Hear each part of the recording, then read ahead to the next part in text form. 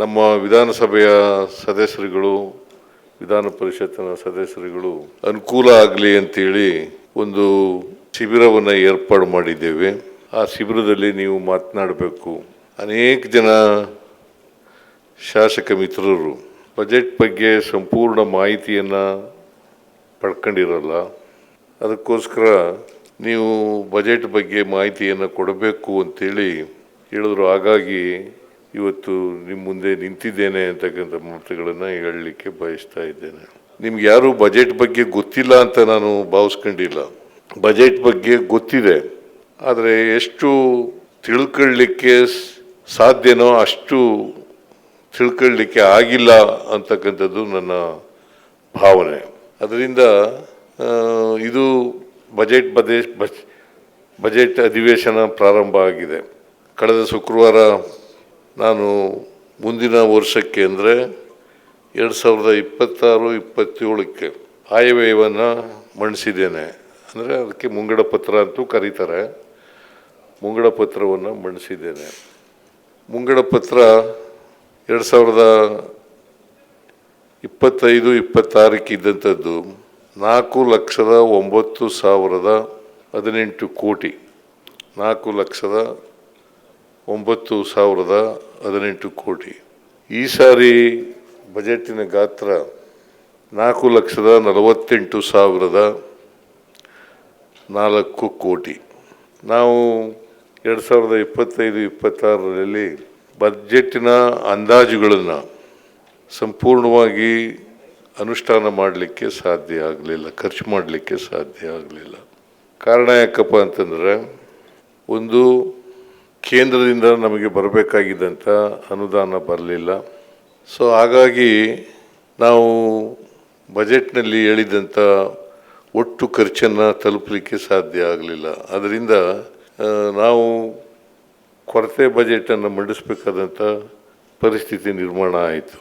ಮಧ್ಯಕಾಲದಲ್ಲಿ GST ಅದನ್ನು rationalise ಮಾಡ್ತೀವಿ ಅಂತೇಳಿ ಮಾಡೋದ್ರಿಂದ ನಮಗೆ GST ಮಧ್ಯಕಾಲದಲ್ಲಿ ರ್ಯಾಷನಲೈಸ್ ಮಾಡೋದಕ್ಕಿಂತ ಮುಂಚಿತವಾಗಿ ನಮಗೆ ಬರ್ತಾ ಇದ್ದಂಥ ತೆರಿಗೆ GSTಯಿಂದ ಸುಮಾರು ಬೆಳವಣಿಗೆ ದರ 10% ಇತ್ತು. 10% GST ರ್ಯಾಷನಲೈಸ್ ಮಾಡಿದ ಮೇಲೆ ಅದು 4%ಗೆ ಬಂತು. 4%. ಕೆಲವು ರಾಜ್ಯಗಳಲ್ಲಿ ಮೈನಸ್ ಕೂಡ ಹೋಗಿರ್ತಕ್ಕಂಥದ್ದನ್ನು ನಾವು ನೋಡಲಿಕ್ಕೆ ಸಾಧ್ಯ ಆಗ್ತದೆ. BJP ಸರ್ಕಾರ ಮಾಡ್ತಕ್ಕಂಥ ರಾಜ್ಯಗಳಲ್ಲೂ ಕೂಡ ಈ ರ್ಯಾಷನಲೈಸ್ ಮಾಡ್ತಕ್ಕಂಥದ್ರ ಪರಿಣಾಮ ಬೀರಿದೆ ಅಂತಕ್ಕಂಥದ್ದನ್ನು ಕೂಡ ಇಡೀ ದೇಶದಲ್ಲಿ ನಾವು ನೋಡಲಿಕ್ಕೆ ಸಾಧ್ಯ ಆಗ್ತದೆ. ಸೊ ಅದರಿಂದ ನಾವು 2002ರಲ್ಲಿ ಒಂದು ಕಾಯ್ದೆಯನ್ನು ಮಾಡ್ಕೊಂಡಿದ್ದೀವಿ.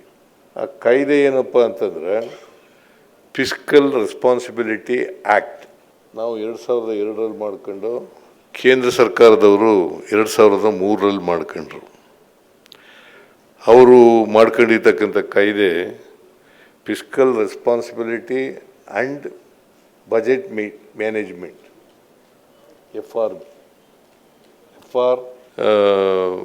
FRBM ಅಂತ ಹೇಳಿ ಮಾಡ್ಕೊಂಡಿದ್ದಾರೆ.